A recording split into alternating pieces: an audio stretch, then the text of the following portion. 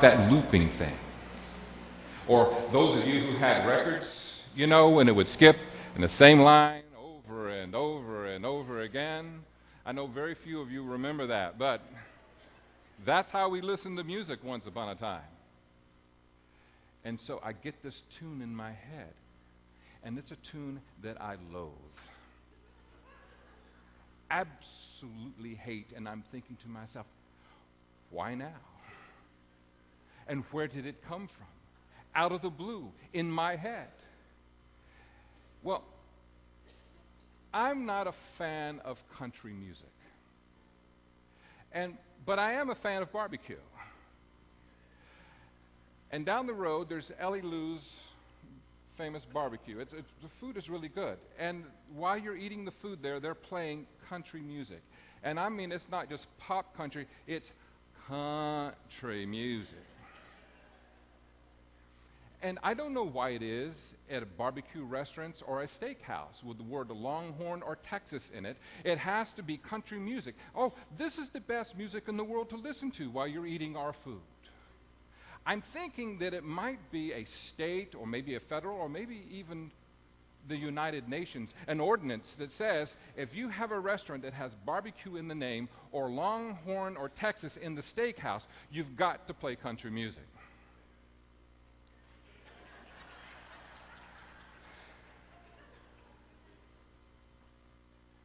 So here I am, standing over the ball, and my thoughts start, okay, just pivot around slowly, just come down. No, as I'm starting my backswing, this is what pops in my head. Song, song of the South, sweet tater pie and hush my mouth.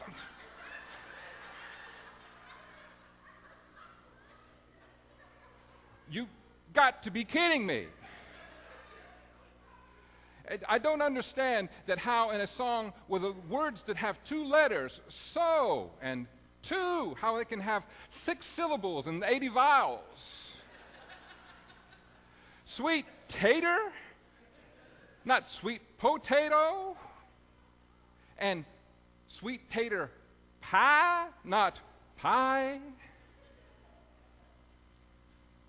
Song, song of the South, sweet tater pie and hush my mouth. And it's at that moment when the combination of that toxic combination of bad golf and country music, at that moment I welcomed the apocalypse and the end of time and space as we know it to this day. Well, I may have used a little bit of hyperbole to make my point. But that's the nature of apocalyptic literature as we have it in the Hebrew scriptures and also in the Greek scriptures, or in the Old Testament and the New Testament. It was a time when pain and suffering was so severe that the people did not believe that it could be resolved in time and space, and there had to be some intervention, divine intervention, to save the day. And oftentimes, in Old and New Testament, the images they used were cosmic images. They weren't scientists. The Bible, believe it or not, is not a science book. It never has been, never will be, even though people try to make it one. It's not. It's faith narrative. It's stories about people of faith trying to figure out and live out their faith, and they inspire us, hopefully.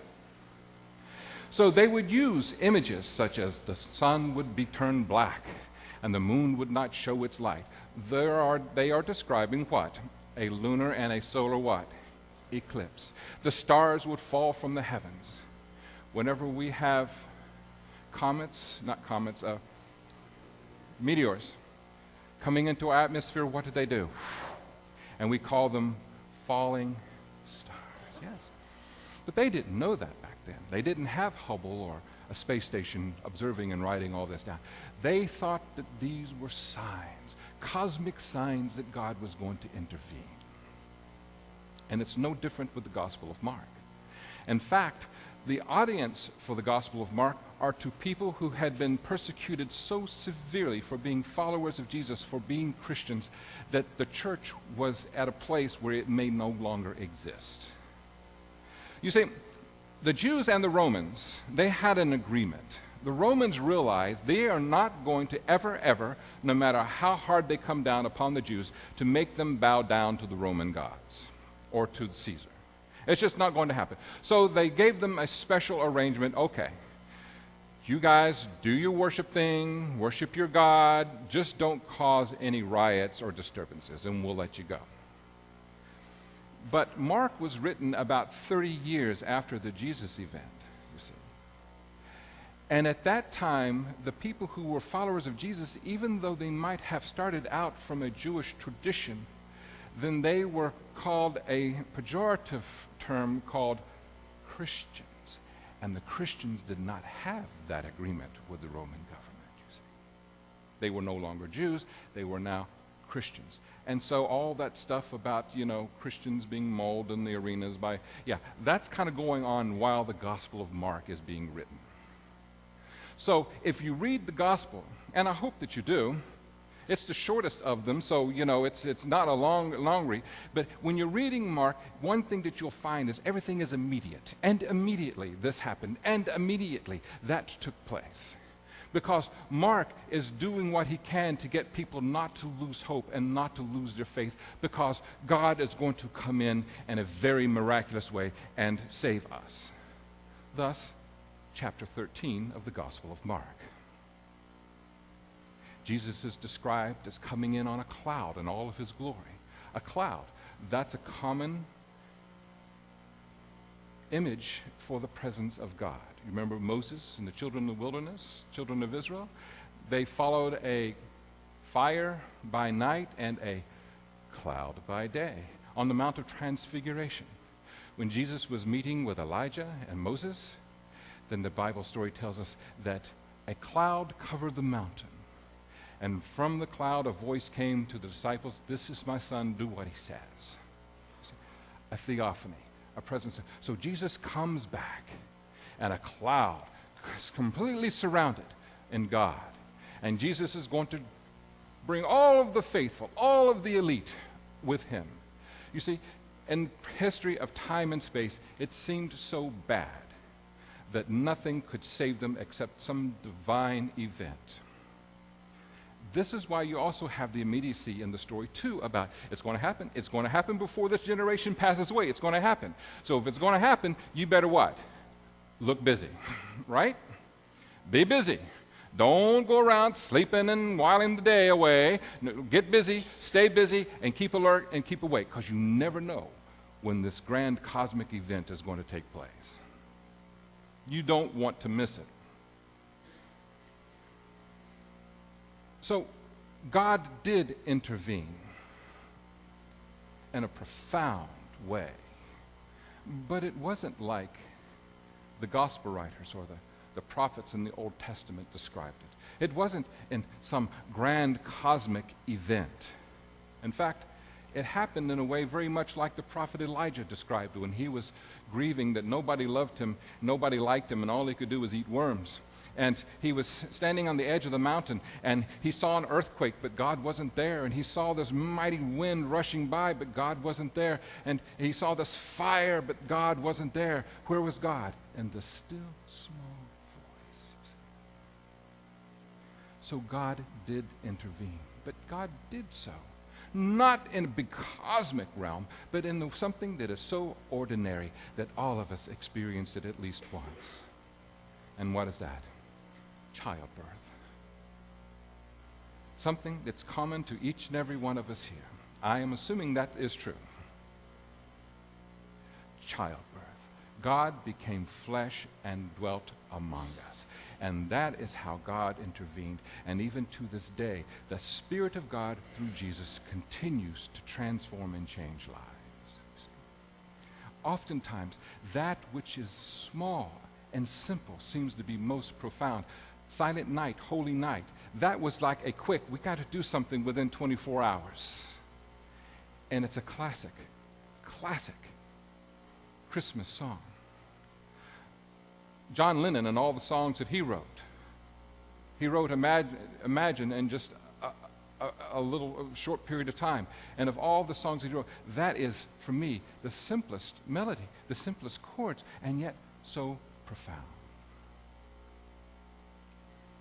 Dennis Snow, putting him on the spot over here, but it will be in the best way, shared with me the other day that he loves being a grandfather, and that he and his family, they have their own business, and he travels a lot, and there's a stress of having your own business and flying here and there and getting back home, that when he gets to babysit on Friday night and he holds Trinity in his arms, that all that other stuff disappears, because it's all about that beautiful child and the joy she brings him in that moment, you see.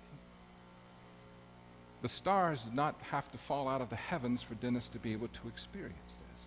It was just simply the presence of a child. And what I want you to see in this passage is that God is always with us. And when times are severe and your suffering is great, you don't have to hope that somehow the heavens are going to collapse and God's going to have to intervene in some profound and cosmic way, but rather God chooses to do it in the simplest things. A card, a hug, a greeting, food, surprise visit,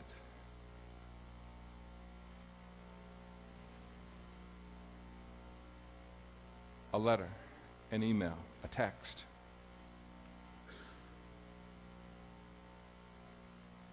someone letting you merge on I-4.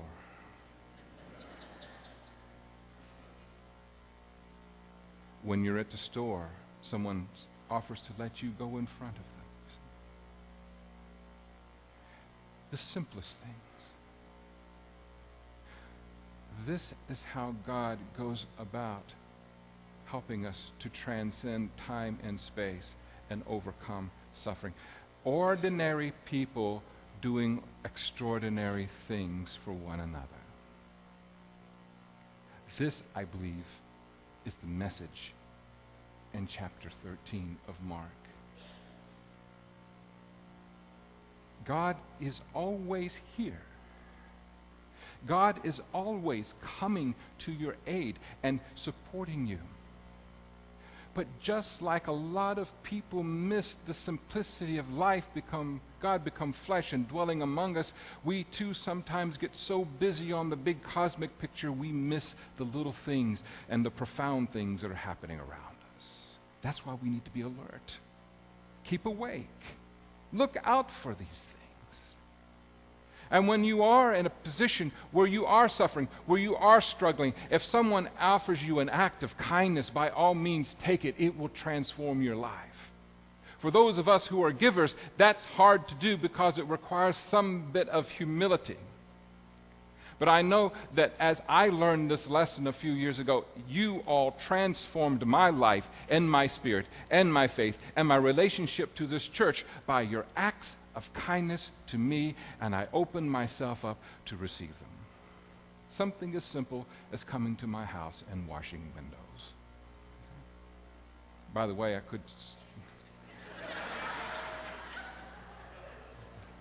I'm suffering.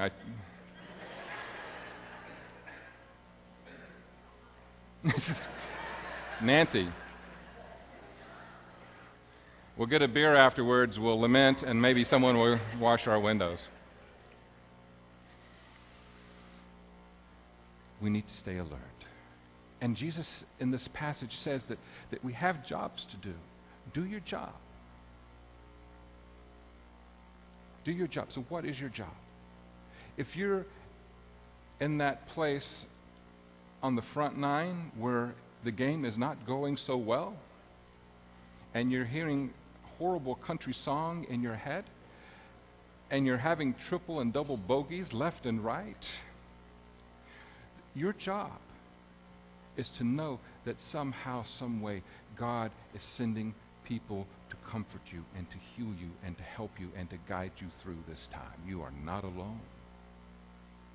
And if you find yourself on the back nine where you're hitting the ball well again, and you're starting to even enjoy the game, your job is to be alert and awake to see who around you could use a hug, a smile, a card, a phone call, You see? That's what we need to be alert about, and that's what we need to be doing.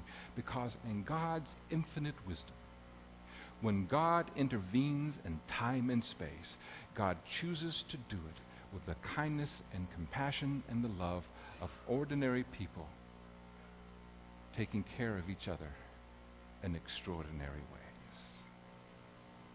Thus ends the lesson. Let us pray.